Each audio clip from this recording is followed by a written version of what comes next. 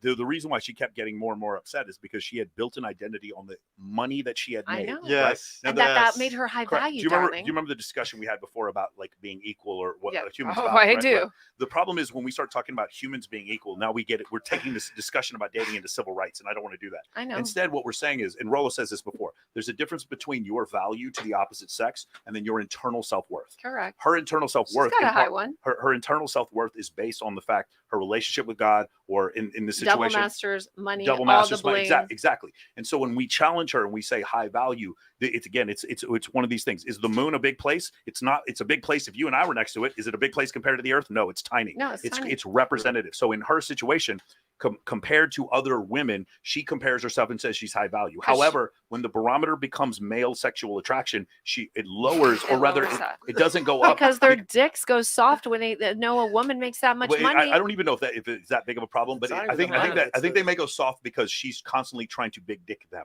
Yeah, I think they go soft because she won't surrender. She won't be submissive. Exactly. And my thing is, if I meet a guy that he's like, listen, I want you to quit doing what you're doing. Gladly. Yeah. Oh, I will follow you around, worship your lingam all day, do whatever the fuck you need me to do. We need some t-shirts. I don't your need lingam. worship your lingam. Presence over penis, baby. But yeah, so and she won't do that. Yeah, because she thinks her worth is in her confidence, her bank account, her bling, that she hasn't had very many sexual partners. And maybe someone in the church will consider that good, a faith-based man. But at the end of the day, he's going to be beta for fucking sure. 35 and that masculine, no way. Or I'm going to just say this, or in the closet. Oh, 1,000%. Because I've seen this happen a lot in the church. Hooking up with trannies, and then she's not like even hooking up with trannies, just like men who are in the closet, who are in the church, because I know I saw it when I was in a Christian ministry. I was as well. And they were like, oh, I'm saving myself for marriage, and these women the get married. The 1 year celibacy. And I'm just like, you went through college and you're celibate, and then all of a sudden you find out like they're not, the reason why they're celibate is because they're not attracted to women. And then that problem happens additionally, and I've seen this happen. The thing is, I'm only bringing this up because I used to live in West Hollywood, and I see women all the time, and they're like, I don't know why my boyfriend doesn't want to have sex with me. And I'm like, yeah, I want to have sex with you. I wonder why that is. Your boyfriend doesn't want to have sex. Because he's having sex with other gentlemen. He's hanging out with his friends at Pump. He likes to worship the lingam. He's having the roast beef sandwich at the Abbey. Is that what's going on? Yeah, exactly. So again, not to criticize individuals who are homosexual, but like sometimes when you get these situations, I've seen women so many times be like, my man is high value because he doesn't like come on to me, like he doesn't talk to all these other women. And I'm like, yeah, that's why he doesn't talk to other women, and they don't see it. Yeah, like he dresses so fucking well. He's got so much swag and class.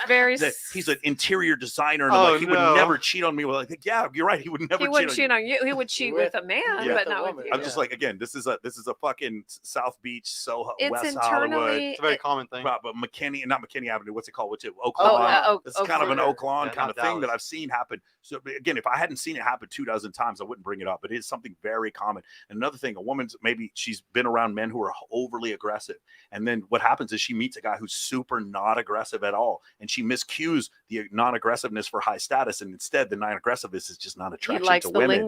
That's a problem. This has happened. This has happened, man. This down low stuff, and I'm gonna look. I know I'm in the African American community. I know I'm gonna get canceled for this, but I lived in Atlanta for 3.5 years, and the number of women that I would tell me afterwards they would be dating a guy for a while, and then find out that he's huge there. No, I'm not gay. I just me and John kiss every once in a while, like for real. Like I just suck dick on the weekends, but I'm home with my wife the other time. And I am canceled 100% for bringing that up. But the reality situation is that is the girls in South Beach, girls in fucking Buckhead, and girls in West Hollywood. This is a serious issue that they have to deal with.